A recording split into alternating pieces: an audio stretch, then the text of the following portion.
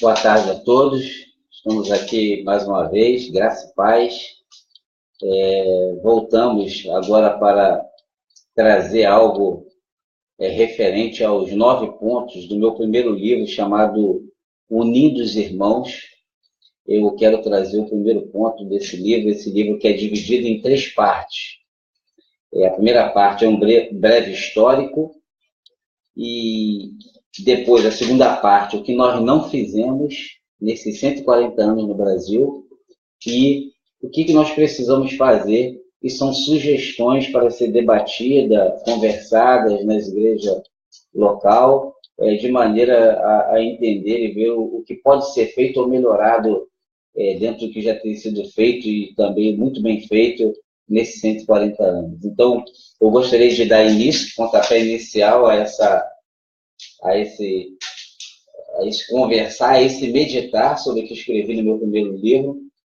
E nessa primeira parte do livro, breve histórico, ela também se divide em 3 partes.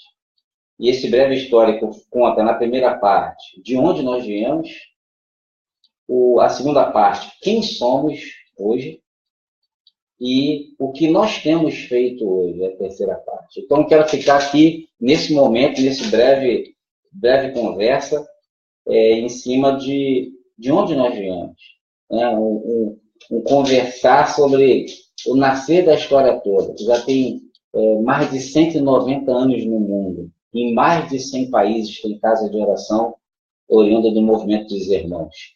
Então, essa primeira parte, que fala de onde nós viemos, vai falar do início do movimento dos irmãos lá na Irlanda, na cidade de Dublin, né? Em aproximadamente 1825. O movimento começou lá, e um dos fatos marcantes que levou esse movimento a surgir foi a preocupação de um grupo de homens, maioria jovem, com a condição especial ou espiritual da igreja reformada da Irlanda. Então, os irmãos se uniram, e aí nós temos vários nomes desse início. Você pode conhecer um pouquinho mais dessa história no livro do saudoso irmão Silas Filgueiras, né, editora evangélica de Petrópolis, História dos Irmãos. O livro é chamado Irmãos, uma capa amarela. Você pode procurar na internet, aí você vai conseguir esse livro. Tem muitos outros livros, tem o próprio site do presbítero Jabermar, da igreja de São Torquato, o www.jabermar.com.br. Você vai ter lá o apanhado da história. Mas eu quero frisar algumas coisas dessa história. Nós não vamos ver a história toda aqui, mas o mais importante é que começou aproximadamente em 1825. Tem alguns nomes dos fundadores do movimento, dos iniciadores do movimento, e um deles foi um homem chamado Groves, conhecido como Groves. Groves propôs que o simples princípio da união e amor a Jesus, e não o princípio de unidade de pensamento, pensar a mesma coisa.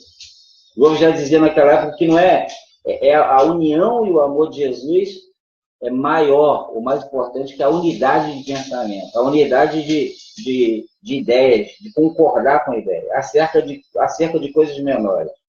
A base da reunião para partir o pão, onde eles sugeriram que se unisse ao Batista, alguém sugeriu para que ele fosse se unir aos Batistas, ele afirmou, Groves afirmou: eu desejo andar com todos naquelas coisas em que servem a Cristo, mas eu não quero ajuntar-me com um grupo que me impede de me reunir com outras pessoas.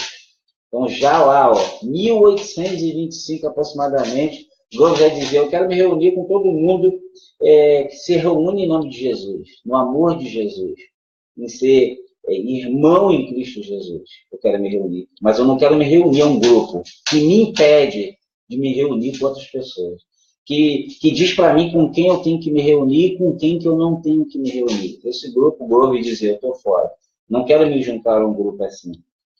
Em outra oportunidade ele disse: eu não faço distinção e estou pronto a partir o pão e beber o cálice da comunhão com todos que amam o Senhor e seguem e não negam o seu nome.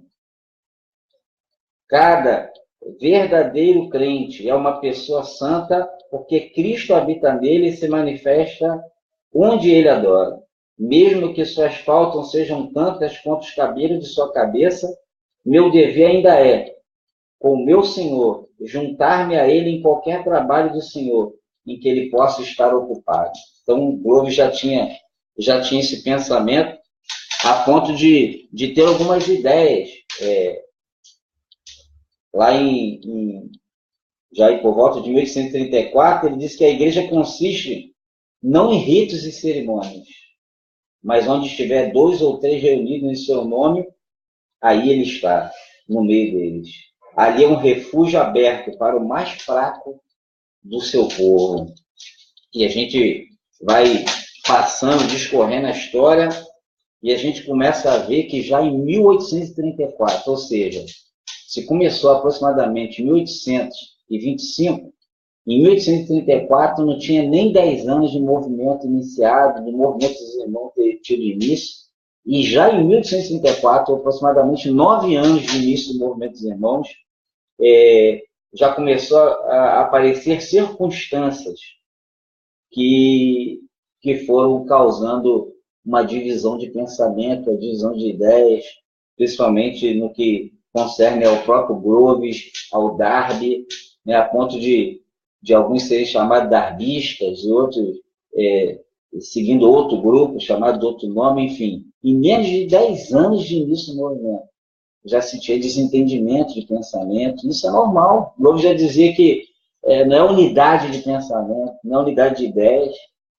que vai trazer a união.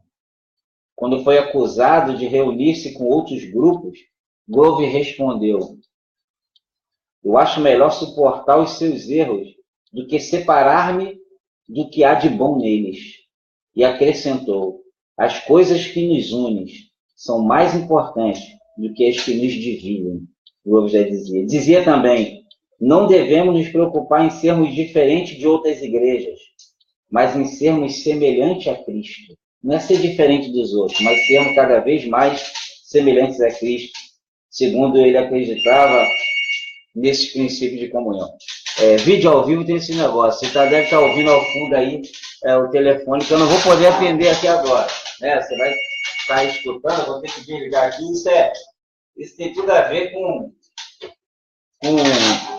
vídeo ao vivo, tem dessas coisas, né? A gente não está preparado, era para ter tirado o fone do gancho já, para estar ocupado da próxima vez, a experiência vai nos conduzindo a isso.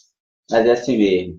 Bem, a gente está vendo aqui que tem bastante gente aí acompanhando, né? Edna Raquel, Ataci Jeremias, José Maria do Carmo mais uma vez, a Kênia Costa, prazer, saudade, Margarete Diniz, tem uma galera aí, Gilson, muita gente legal acompanhando a gente já desde esse início. Então, ele continua a afirmar: consideramos a igreja em Jerusalém, né, se nós considerarmos a igreja em Jerusalém e a igreja em Corinto, se nós verificarmos e considerarmos elas, veremos que havia muita coisa a ser condenada na igreja de Corinto, muita coisa a ser condenada na igreja de Jerusalém, e existia. E os apóstolos repreenderam os erros dessas igrejas, mas não se separaram dela. Havia erros para serem corrigidos nessas igrejas de Corinto, de Jerusalém, que existia, em outras igrejas também. Paulo escreveu cartas às igrejas, falando a respeito de alguns problemas, alguns deslizes que estavam acontecendo, e deslizes doutrinários.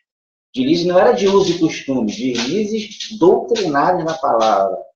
Mas nem por isso os apóstolos se separaram dessas igrejas. Pelo contrário, procuraram se unir mais ainda a elas para que pudesse ajudá-las a reparar e colocá-las de volta ao caminho. Então, qualquer coisa, irmão, que dita que por causa de um uso e costume, por causa de uma liturgia, uma maneira de cultuar, que você não deve se juntar àqueles irmãos, principalmente no que concerne a da própria casa de oração, a gente tem que parar e pensar, ver até que ponto isso é saudável, até que ponto, historicamente, isso é correto.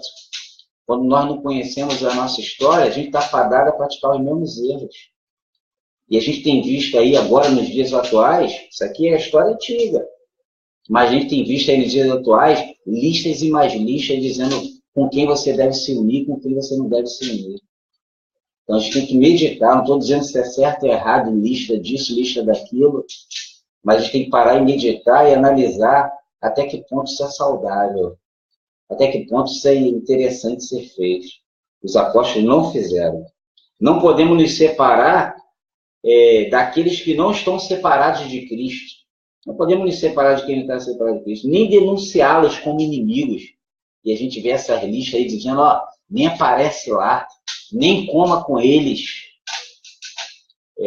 Lista dizendo que você tem que se separar e denunciando essas pessoas da própria casa como inimigos da sã doutrina. Então a gente precisa meditar sobre isso. Eu aqui não vim para dizer o que é certo e errado.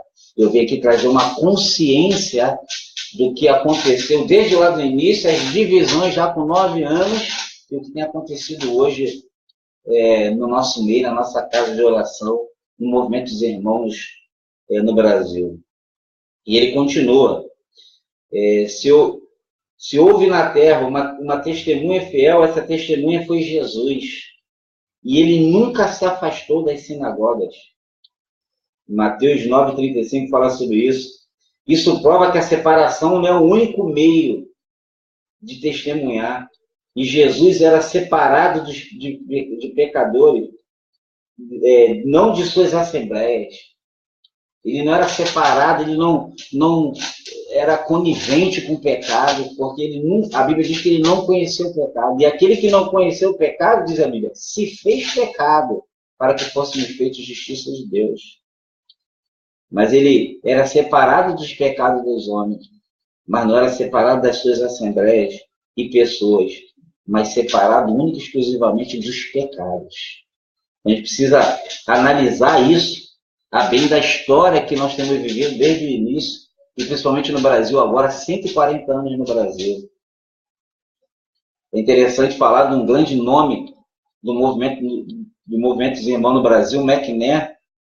Ele chega a falar o seguinte, ele diz, nossos irmãos que estão no denominacionalismo, ou seja, são de denominações, ele diz, os nossos irmãos que estão lá, nos são tão necessários e podem ser tão queridos como qualquer outro, visto que a coisa mais importante em cada crente não é a sua atitude eclesiástica, não é a sua forma litúrgica, não é a sua forma de cultuar a Deus, mas a medida de sua fé, a medida que ele enxerga o invisível, conforme fala Romanos 12, 13 e Hebreus 11, 27. E falando sobre, no final já da sua vida, falando do coronel Jacob, McNair diz, coronel Jacob, que foi meu amigo, protetor, exemplo, enfim, tudo que um pai pode ser, eu ouvi do coronel ele dizer, convém acompanhar tudo que seja de Cristo, em qualquer um. Acompanhar tudo que seja de Cristo, em qualquer um. E nada que não seja de Cristo. Então, McNair, Groves, muitos outros nomes poderiam citar aqui, mas eu não quero perder muito tempo, levar muito tempo com cada vídeo desse. Eu quero tratar cada ponto, e esse foi o primeiro ponto, de onde nós viemos. E de onde nós viemos, se você for olhar nesses sites que eu falei, do próprio www.jabermar.com.br, os livros, o meu livro, Unidos Irmãos, o livro do saudoso irmão Silas Filgueiras, Os Irmãos, você vai conhecer um pouco da história, e a gente precisa conhecer ela bem mesmo, conhecer um pouquinho mais, de maneira que a gente possa não cometer os mesmos erros que foram cometidos já no início do movimento. Então, graça e paz a todos, que Deus continue os abençoando e que você possa meditar nessas coisas do passado, no que tem acontecido no presente e analisar o caminho correto, o caminho a ser seguido e tudo isso na orientação do Espírito Santo. Um grande abraço e que Deus nos abençoe.